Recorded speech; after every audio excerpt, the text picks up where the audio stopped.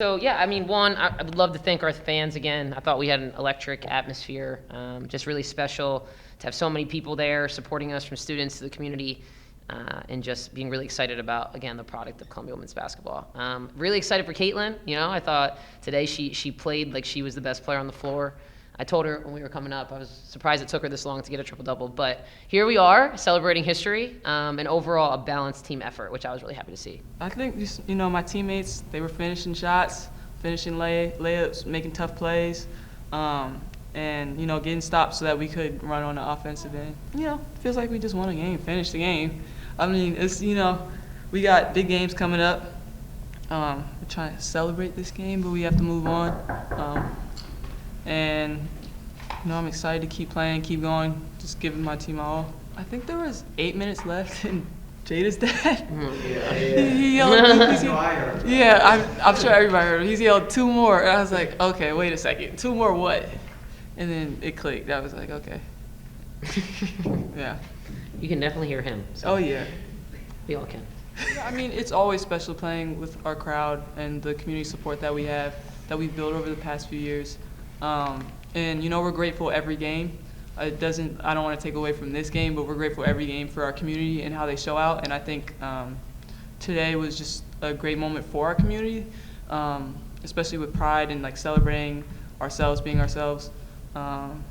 And yeah, it was exciting. It was exciting. It's just business as usual, taking care of what we need to do, sticking to our game plan, sticking to ourselves. No matter who we face on the other side, it's always Columbia basketball, and that's what makes us win or lose. And so just focusing on ourselves and just being better next week. It was huge. We're trying to emphasize defense a lot more, especially after the past few games, and take pride in that.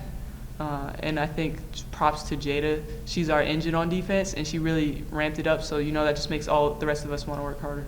Well, I think when you have such a dynamic player like Kitty, who literally touches the game in every way, right? It's like she's literally she's a player that every game Kyle's like, Meg, she almost had a triple-double. I'm like, almost, But she just, that's kind of a side joke. She just does so many things for you. So going into this week, not knowing if she was going to be in or not, we just made sure everybody understood who's going to take those points, who's going to take those rebounds, who's going to take those assists. And so them understanding just the total team buy-in of one of us falls down, we all pick it up as a group. So I do think going into the game, they were ready to pick up the pieces where she, she usually leaves her mark. Yep, she'll be back this week. Yeah, we're just resting her this week. Mm-hmm. Well, I think the third quarter to start, we were a little lax, right? It was just exchanging baskets. And so you just have to keep on reminding them of the goals that we have before the game even started. It's hey, y'all, we might be up 10 or 15 or even 5, right, if it's a close game, or maybe we're down, but we still want to hold them to that single-digit quarter, or we still want to make sure we get 20-plus deflections. So just reminding them of the things that we set before the game, regardless of what the score is. I think that really helps our team lock in 5 minutes at a time.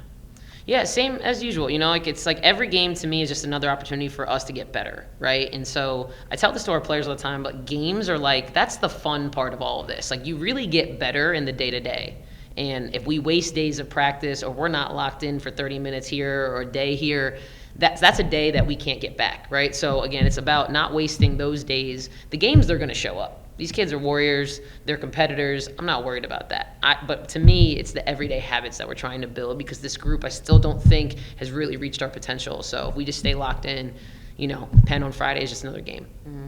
Much better, I would say, from start to finish. We did still blow up a couple of our coverages that we practiced and talked about and drilled, and I was just way quicker to be hey, let's go, let's lock back in, or take that person out, explain what they did, and just make sure it's kind of next man up mentality. I just think we're so dangerous when we can go deep into our bench, and we've been trying to do that more once the league play started. So everybody kind of understands there's a standard you need to be playing to right now. So as long as that we continue to understand that, embrace it, I do think we're going to start minimizing more mistakes. But from the last 2 games to this game, much better overall defensively.